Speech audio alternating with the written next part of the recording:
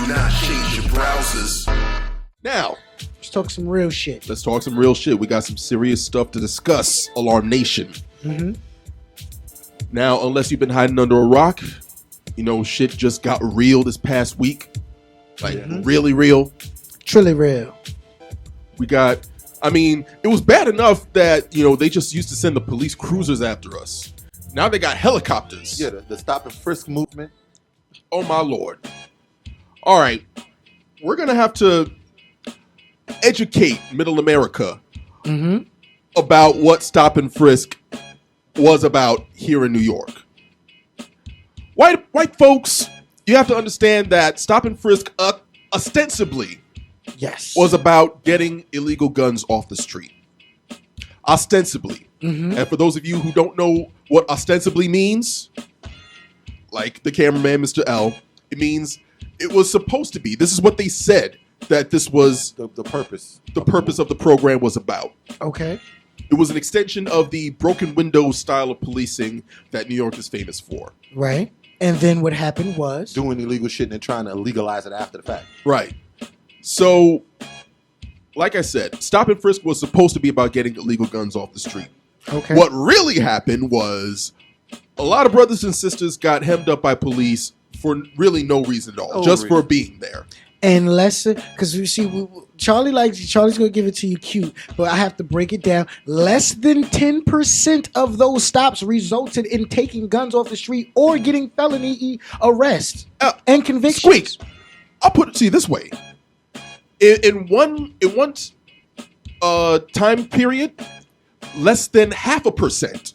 Yes. Of those stops resulted in an illegal gun being taken off the streets. And that's not less than 50%. That's less than 1/2 of 1%. 1/2 of 1%. 2002, 97,296 people were stopped by the police. Right. 80,176 were totally innocent. Yep. 82%. 2003, 160,851 people were stopped. How many were innocent? 87%. How many were black? 54%. 31% Latino. So that means 81% of that was like black people, and then 80-something% of it was not true. So who's really committing the crime? Right. Who's really committing the crime? You know, so it's just like, really, this is the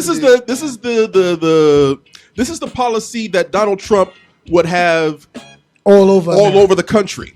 So harassment campaign. So basically, what he's telling you is, we're gonna get more niggers shot, because that's basically what he's saying. Yeah. Because police are already scared. I swear to God, you could be 5'2", 105 pounds, and they think they got to stop you somewhere, and all of a sudden you turn into the Incredible Hulk, and they have to shoot you 1,000,000 times. Right. So without seeing a gun, you know, we think he was on PCP. We think he was on all types of angel dust, all types of everything, and now we need to kill you. So basically what he's saying is, I would increase it so that would happen more, because that's why all these incidents are happening, because police think that everybody is a goddamn criminal. Well, everybody of color is a criminal. Their data says it right here. Almost 60% of them are always black. The other 30% is Latino. In every year, it's been no more than 10%, 11% are white. Right. The majority of them are the younger people between the ages of 14 and 24. And the irony is, I bet you them white kids are getting stopped when they run around out here with black kids. Well, when these white kids get stopped, they get sent home. They don't. True. Yeah, they get sent home. The rest of us, we get slammed against the wall. What are you doing in this hood? You getting a ticket. Come on, Timmy. Go home. We're going to get you enough tickets, because a lot of people don't realize we're going to get you enough tickets. We're going to get you pulled into the precinct enough, because what they don't realize is, and I've gone through this, so I'm speaking from firsthand experience. Once you're pretty much in the system, you don't have to be accused of a crime.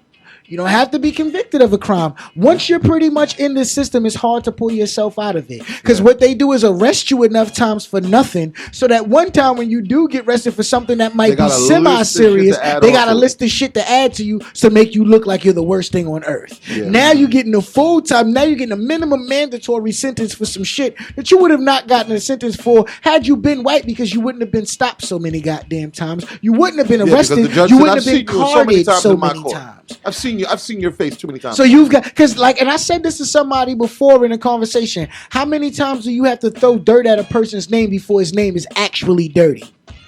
Whether they did anything or not. But how long do you have to throw dirt at their name before it's actually dirty? And that's basically how they practice the politics of policing in New York City. We just gonna keep throwing dirt at your name until something sticks to you. Yeah. And then we'll say, see, we knew we was right all along. Right. Go to jail. Yeah. And the irony is, Danny, you just said that no more than 10% of the arrests are white folks. Right. 10 to 12%. Meanwhile, about 70% of police fatalities are at the hands of white folks.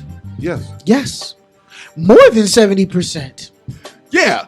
So white folks are killing cops, but they're scared. But they're scared of us. Damage to each other regularly. On the regular. Don't y'all watch Jackass? Do not change your browsers.